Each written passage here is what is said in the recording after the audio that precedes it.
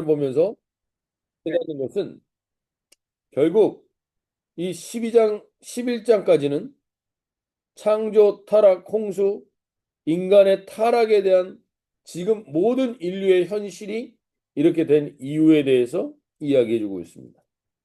그리고 그 인류의 타락된 이 현상, 이 상황에서는 이러한 삶을 극복할 수가 없습니다. 그래서 이러한 삶을 극복할 수 없는 우리에게 대안이 되는 유일한 길을 제시해 주는 게 12장부터 이제 시작되는 겁니다. 근데 이 유일한 대안이 되는 이 12장부터의 이야기에서 하나님은 우리에게 새로운 대단히 거창하고 능력 있는 노아의 가정을 통해서 인류의 제2의 대안이 됐던 것처럼 인류의 제3의 대안이 되는 것은 아브라함 가정을 통해서 시작하는데 하나님은 이 가정, 한 가정을 통해서 결국 시작하셨다는 사실입니다. 인류 역사는 대단히 거창한 것 같지만 언제나 한 가정에서 시작합니다. 한 사람에게서 시작합니다. 오늘 우리에게도 하나님이 바로 그 한 사람, 그 한 가정으로 아브라함을 부른 것처럼 우리에게 불러주시는 겁니다. 우리가 어저께 데라와 아브라함 가정이 선택받는 과정을 봅니다. 그 갈대아 우르라는 가장 바벨론 문화가 번성했던 그 도시에서 데라는 자기 아들이 먼저 죽습니다.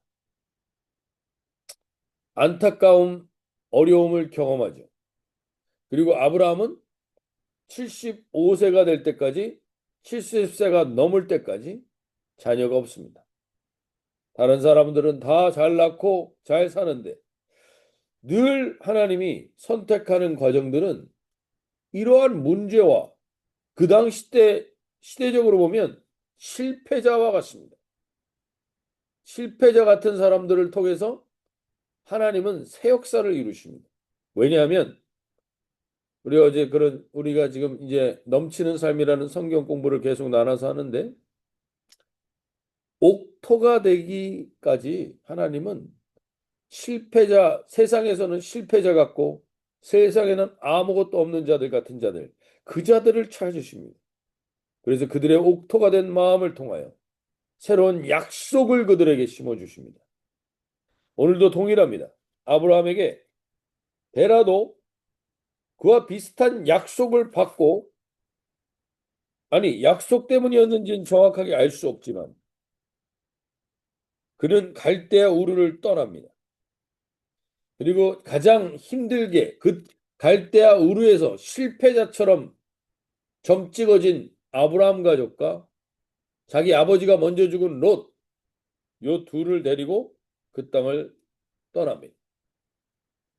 그래서 원래 가나안 땅으로 가고자 했으나 가나안 땅으로 가고자 했다는 것으로 봐서 데라에게도 이러한 비슷한 마음이 있었던 것 같습니다. 그러나 11장 31절로 보면 데라는 가나안 땅으로 가지 않고 하란에 머뭅니다.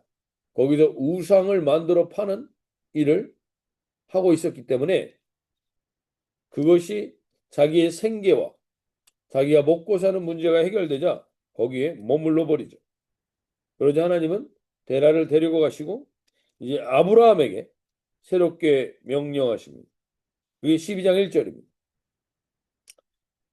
우리는 이 땅에서 우리도 그리고 우리 공동체도 그렇고 세상적인 기준으로 보면 실패한 것 같습니다. 뭔가 잘 안 풀리는 것 같습니다. 되는 게 없어 보일 수도 있습니다. 그러나 그것을 통해서 우리가 옥토의 과정이 되었다면 하나님은 오늘 우리에게 말씀하십니다. 오늘 이 아브라함에게 주신 약속의 말씀이 정확하게 우리 공동체에 하나님이 주시는 말씀이요. 우리 개개인의 가정에 주시는 하나님의 말씀으로 들릴 수 있길 바랍니다. 결국 아브라함 가정을 통해서 하나님은 새 일을 이루시는데 첫 번째로 이런 얘기를 하십니다. 12장 1절을 보시면 여호와께서 아브라함에게 이르시되 너는 너의 고향과 친척과 아버지의 집을 떠나 내가 내게 보여줄 땅으로 가라. 첫 번째가 떠나라는 것이고 두 번째가 가라는 것입니다. 떠나라는 이것이 우리에게 이 관계를 끊어라. 너희 본토 친척 아비의 집과 관계를 떠나라. 끊어라. 이게 아니라 너가 이전에 살던 방식,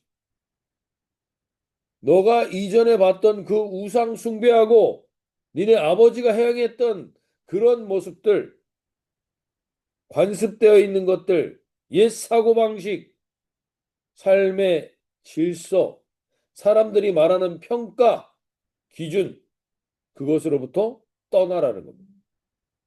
그것이 세상 사람들이 너에게 실패한 자라 그러고 세상 사람들이 너에게 그렇게 열매가 없는 것은 문제가 있다고 얘기하는 그 방식에서 떠나라는 겁니다. 자기 중심적인 사고, 자기 생각대로 이것이 옳고 그름을 판단하는 그러한 생각들, 그것에서부터도 떠나라는 겁니다. 오늘 우리가 이 아침에 나를 지금 짓누르고 내가 실패자 같고 나 같은 사람에게 내가 무엇을 할 수 있어? 나는 결정권이 없어. 라고 생각하는 그러한 자기 자존감이 무너져 있는 세상이 말하는 실패자의 고리, 세상이 말하는 루저라는 기준에서 너는 떠나라는 것. 그것이 너를 결정하는 게 아니라는 것. 그리고 내가 내게 보여줄 땅으로 가라. 하나님이 우리에게 보여주실 새로운 미래가 있다는 것. 바로 하나님이 우리에게 예비하신 그 미래에 눈을 뜨라는 것입니다. 오늘 이 말씀에서 우리가 꼭 보셔야 됩니다. 하나님이 뭘 보여주고 가라고 그러신 게 아닙니다. 우리는 하나님과의 관계를 이 아브라함을 일컫는 말이 뭡니까? 아브라함의 별명이 뭡니까? 아브라함은 믿음의 아버지라는 별명을 가지고 있습니다. 믿음의 아버지라는 애칭을 갖고 있습니다. 근데 이 믿음의 아버지라는 것, 이 믿음이 무엇인가를 아브라함을 통해서 하나님은 우리에게 다시금 명확히 보여줍니다. 믿음은 현찰로 거래하는 게 아닙니다. 우리가 현찰을 가지고 물건을 살 때는 믿음이 필요 없습니다. 그냥 거래하는데 현찰만 있으면 무슨 물건이든지 주면 끝나는 겁니다. 근데 하나님과 우리의 관계는 하나님은 우리와 그런 관계를 원하시지 않습니다. 그래서 우리에게 눈에 보이지가 않는 겁니다. 당장 무언가가 이루어지지 않습니다. 당장 내 눈앞에 모이는 뭔가의 결과가 없습니다. 그럼에도 불구하고 가려면 그 존재 자체에 대한 믿음이 있어야 됩니다. 그 존재 자체가 내가 그 존재는 나에게 한 입으로 두말하지 않아. 그 존재 자체는 분명히 약속한 대로 이루시는 분이야라는 이 존재 자체에 대한 믿음이 있어야만 갈 수 있는 거예요. 하나님은 언제나 우리를 그렇게 이끄십니다. 아브라함은 지금 보이는 게 하나도 없습니다. 눈앞에 나타난 특별한 증거도 없습니다. 그런데 하나님의 말씀만 있습니다. 하나님의 말씀에 우리가 반응하려면 그 존재 자체에 대한 믿음이 있어야 반응할 수가 있는 것이죠. 하나님은 언제나 우리와 그런 관계를 원하십니다. 하나님께 기도하면 내가 하나님이 이거 주고 하나님께 정성을 다하면 하나님이 이것을 해결해 주는 이런 식의 거래가 아니라 하나님은 우리에게 믿음의 관계를 원하십니다. 그래서 우리에게 눈에 보이는 결과가 없을 때가 많습니다. 당장 뭐가 나타나지 않을 때가 많습니다. 특별히 믿음의 관계를 걸어가는 남들은 다 자녀들 두고 잘 사는데 아브라함만 애가 없습니다. 근데 그 사람에게 하나님이 계속 약속을 합니다. 오늘 우리가 다시 한번 이 믿음을 위해서 떠나야 할 걸 떠나게 해 주십시오. 눈에 보이는 것과 하나님과 거래하듯이 신앙생활을 했던 것들이 있다면 그것을 떠나셔야 됩니다. 그리고 하나님 존재 자체를 믿고 내 미래를 그분이 명확하게 책임져 주실 것을 믿고 그 믿음으로 나아가는 그러한 믿음의 약속을 믿고 나가는 가정이 있길 원하는데 하나님이 그러한 아브라함에게 지금 2절부터 3절까지 7가지의 약속을 하십니다. 7가지의 약속. 전 이 약속이 오늘 우리에게도 하나님이 동일하게 하시는 말씀이라는 것을 특별히 오늘 묵상하면서 더 깊이 깨닫습니다. 우리 공동체에도 동일하게 주시는 약속입니다. 오늘 이것이 우리에게 하나님이 이제 남은 2026년부터 지금 2026년은 우리에게도 특별한 해가 될 것이고 새로운 시대가 열리는 해가 될 수도 있습니다. 그때 우리는 다른 걸 붙들 게 아니라 바로 하나님의 이 약속을 붙들고 걸어갈 수 있길 바랍니다. 그러기 위해서 첫 번째가 이것입니다. 하나님이 2절에 보시면 내가 너로 큰 민족을 이루고 라고 말합니다. 첫 번째 약속이 큰 민족을 이루겠다는 겁니다. 하나님이 나에게 하시는 약속이 사실 나의 현실과 너무 거리가 멀 때가 많습니다. 지금 아브라함에겐 뭐 몇 명이라도 아이라도 있으면 모르겠는데 한 명도 없는데 한 부족도 아니고 한 가정도 아니고 한 민족을 이루겠다고 하시니까 믿을 수가 없습니다. 사실은 현실적으로는 믿을 수가 없는 거예요. 근데 하나님이 아브라함에게 이 약속을 한 것을 아브라함이 믿었다는 겁니다. 이게 대단한 거죠, 사실. 그리고 뭐라 그래요? 내 이름을 내게 복을 주어 내 이름을 창대하게 하다. 여기 복을 준다라는 말은 우리가 계속해서 복에 대해서 말하죠. 복은 하나님께 확실하게 무릎 꿇은 자에게 주시는 겁니다. 내가 하나님께 무릎 꿇는 복을 누리는 것도 내가 하는 게 아니라는 거예요. 하나님이 주셔야만 가능한 거예요. 아브라함에게 내가 하나님이 책임지고 하나님 앞에 무릎 꿇는 삶의 순종의 사람, 그 고백을 가진 사람, 그 사람으로서 내 이름을 창대하게 하겠다라는 약속을 주십니다. 오늘 하나님이 이게 아브라함에게만 주신 게 아니라 오늘 우리에게도 동일하게 주시는 약속으로 2026년에 받으실 수 있길 바랍니다. 오늘 하나님이 우리에게 이 이름을 주시며 약속하십니다. 내 이름을 창대하게 하겠다. 이건 단순히 유명해지게 하겠다라는 얘기가 아닙니다. 여러분, 창대한 이름, 누구나 아는 이름, 누구나 알게 하겠다. 이번에 지금 캐나다 그 북부에서 정말 생각지 못한 총기 사고가 있어서 그 많은 사람들이 이 사상자들이 나타났는데 그 사람의 이름을 우리가 알 수는 없지만 누군지 압니다. 트랜스젠더가 됐던 한 남자, 어? 아이가 한 일입니다. 이게 결국 우리가 지금 뭐 이게 오늘 다 이 새벽에 나눌 수 없지만 안타까운 일이죠. 그렇게 하면 그 사람의 이름이 우리가 히틀러라는 이름을 대부분 다 합니다. 대한민국 사람 중에서는 이완용이라는 사람을 다 합니다, 대부분. 그러면 이 이름이 창대한 겁니까? 다 한다고? 여기서 말하는 창대하게 하겠다라는 것은 명예로운 이름이 되게 하겠다는 겁니다. 명예로운 이름이 되게. 하나님이 우리에게 명예로운 이름을 주시겠다. 그러면서 너는 복이 될지라. 우리가 복 자체가 된다. 우리가 가는 곳마다 하나님의 복의 통로가 된다는 겁니다. 즉, 우리가 가는 곳마다 하나님의 약속이 실현되는 걸 보여주는 통로가 되게 하시겠다는 겁니다. 그리고 다섯 번째 약속이 뭡니까? 너를 축복하는 자에게 복을 내리겠다. 하나님이 사람들이 너를 축복한다. 하나님이 너를 보면서 사람들이 너를 보면서 존경하고 존중하면 내가 축복해 주겠다.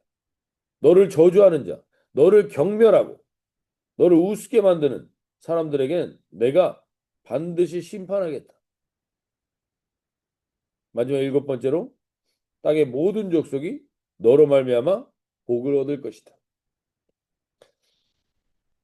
이 너로 말미암아라는 말이 우리 표현이 히브리어 원어적인 의미는 너 안에서라는 얘기입니다. 너 안에서. 너로 말미암아라는 건 너의 안에서, 너의 씨 안에서, 너의 자녀 안에서 태어날 후손이 메시아가 될 거다 이런 얘기. 그 메시아 너로 말미암아 너를 통해서 오는 너 안에서 나타나는 그 존재로 인하여 모든 족속이 복을 받게 될 것이다. 예수 그리스도에 대한 예언이 담겨 있는 것입니다. 오늘 아브라함에게 이 약속은 너무나 허황된 것 같습니다. 사실 그리고 아브라함은 자기 살아생전에 이것을 경험해 보질 못합니다. 자기 살아생전에 낳은 자녀라고는 이스마엘과 이삭과 그리고 그 이후에 몇 명을 더 낳았습니다. 그리고 아브라함 175세로 죽습니다. 물론 아브라함은 끝까지 하나님 앞에 무릎을 꿇는 복의 통로가 됩니다. 복이 무엇인지를 세상에 보여줍니다. 그리고 아브라함을 건드린 사람을 하나님은 가만두지 않았습니다. 약속대로 하셨죠.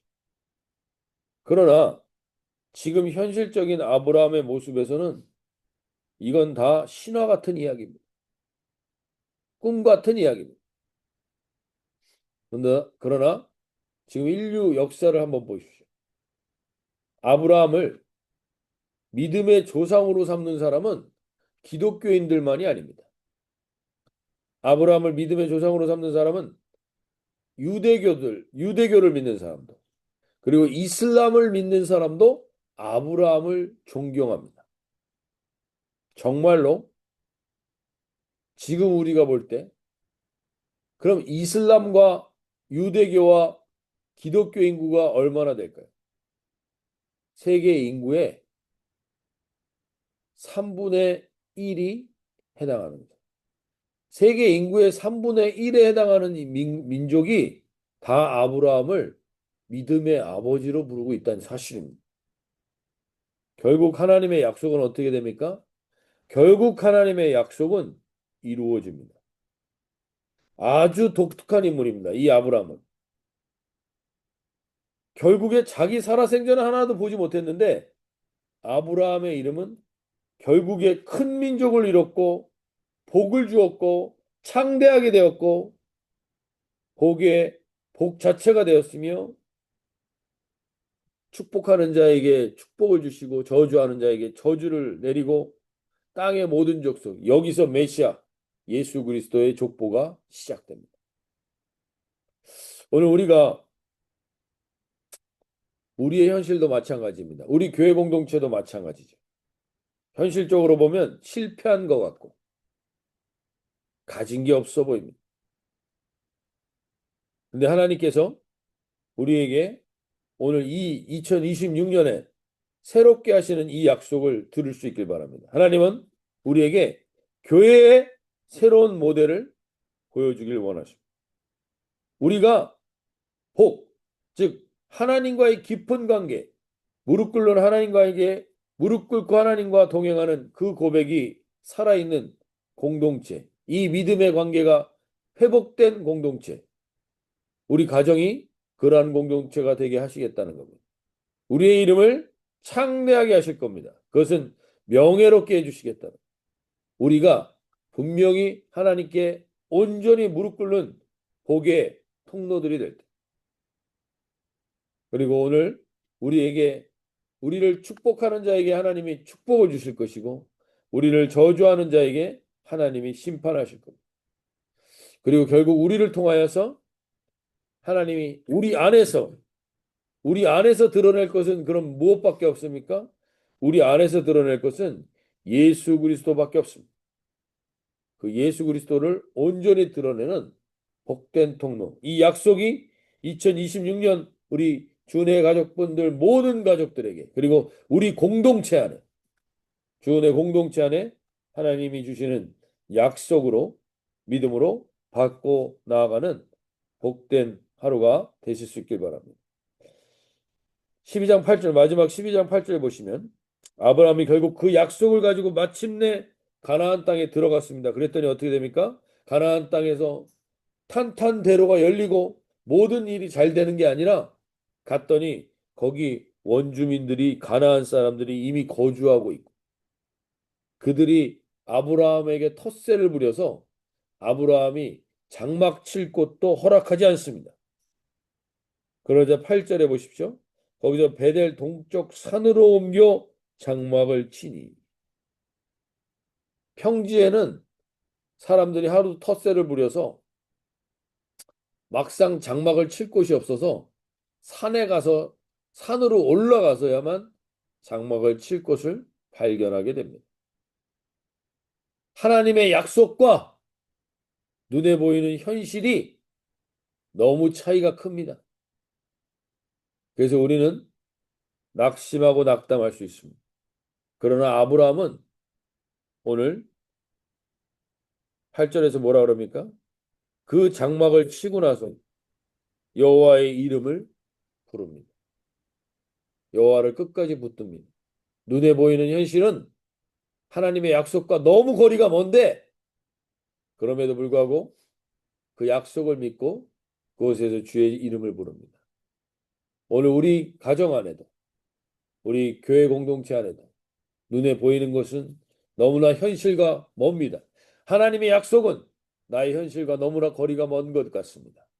그러나 반드시 하나님이 그 일을 이루어 주시는 복된 하루가 되게 하시고, 복된 2026년에 이 약속에 우리에게 뿌리 내리는 복된 한 해가 되기를 소원하며 나가길 바랍니다. 자유롭게 기도하시고 또 교회 공동체를 위해서도 기도해 주시고, 오늘 우리 각 가정의 자녀들을 위해서도 이 아브라함의 약속이 임하게 해달라고 기도하며 나갈 수 있길 바랍니다. 자유롭게 기도하시겠습니다.